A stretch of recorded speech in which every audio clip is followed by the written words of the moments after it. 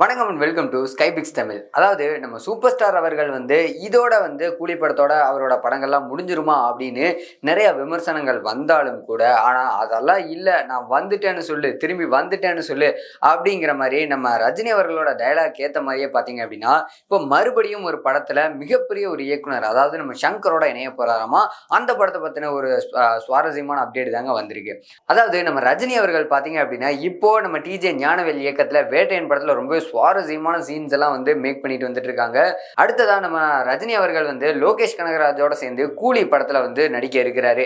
ஏன்னா நம்ம இப்ப பார்த்திருப்போம் ரீசெண்ட் டைம்ஸ்ல இந்த கூலி அப்படிங்கிற அந்த டைட்டில் டீசர் பாத்தீங்க அப்படின்னா அதுவே சும்மா மிரட்டலா இருந்தது. நம்ம லோகேஷ் அப்படின்னு எடுத்துக்கிட்டோம்னா கண்டிப்பா அவரோட படங்கள் அப்படின்னு பார்க்கும்போது நிறைய இன்ட்ரெஸ்டிங்கான சீன்ஸ் எல்லாம் இருக்கும். அது மட்டும் இல்லாம தனித்துவமான நிறைய விஷயங்களையும் உள்ள வச்சிருப்பாரு.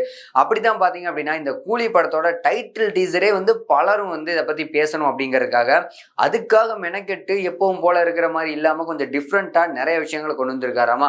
இதெல்லாம் ஒரு பக்கம் இருந்தாலும் கூட பாத்தீங்க அப்படின்னா நம்ம ரஜினி சூப்பர் ஸ்டார் அவர்களுக்கு எக்கச்சக்கமான படங்கள் ஒரு காலத்துல பாத்தீங்க அப்படின்னா பாபாக்கு அப்புறமே பாபா அந்த அளவுக்கு அவர் கை கொடுக்கல. அதனால அவரோட கரியரே முடிஞ்சுது அப்படின்னு ஒரு பக்கம் பேசப்பட்டுச்சு.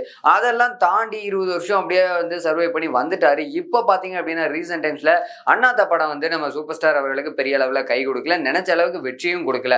அதனாலேயே பார்த்தீங்க அப்படின்னா அடுத்ததா மறுபடியும் இவருக்கு அவ்வளோதான், இனிமேல் வயசும் ஆயிடுச்சு, இனிமேல் நடிக்க மாட்டாரு, அவ்வளோதான் கரியர் முடிஞ்சது அப்படின்னு எக்கச்சக்கமான எதிர்மறையான விமர்சனங்கள் வந்தாலும் அதையும் தாண்டி பார்த்தீங்க அப்படின்னா ஜெயிலர் அப்படிங்கிற ஒரு மிகப்பெரிய பிளாக் பஸ்டர் மூவி அவருக்கு கிடைச்சது. அதற்கு அடுத்ததா பார்த்தீங்க அப்படின்னா இப்போ தொடர்ந்து பல படங்களை நடிச்சிட்டு இருக்கக்கூடிய நம்ம சூப்பர் ஸ்டார் அவர்களுக்கு இயக்குனர் சங்கரோட கூட்டணி போட போறாராமா.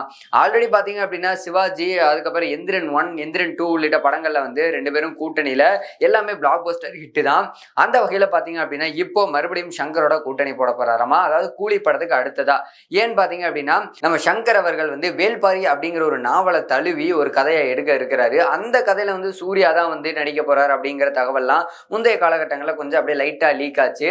ஆனா இப்ப பாத்தீங்க அப்படின்னா அதுல சூர்யா நடிக்க போறது இல்லையாமா, நம்ம சூப்பர் ஸ்டார் தான் நடிக்க போறாராமா. அப்படி ஒரு அப்டேட் தான் வந்திருக்கு.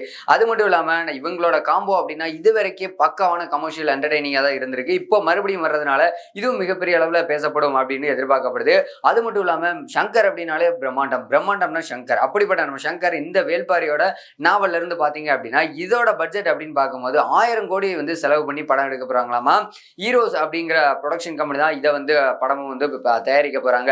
இப்படி பல அப்டேட்ஸ் வந்துட்டு இருக்கு. ரஜினி அவர்கள் பாத்தீங்க அப்படின்னா என்னைக்குமே நம்ம தலைவருக்கு வயசும் அழகும் ஸ்டைலும் மாறவே மாறாது அப்படின்னே சொல்லலாம். அந்த அளவுக்கு பாத்தீங்க அப்படின்னா யங்ஸ்டர்ஸ்க்கு பயங்கரமா டஃப் கொடுக்கக்கூடிய வகையில இல்ல, கண்டிப்பா யங்ஸ்டருக்கு மேல அவங்களுக்கும் மேல ஒருபடி மேலேயே நடிச்சிட்டு இருக்காரு நம்ம சூப்பர் ஸ்டார் அவர்கள்.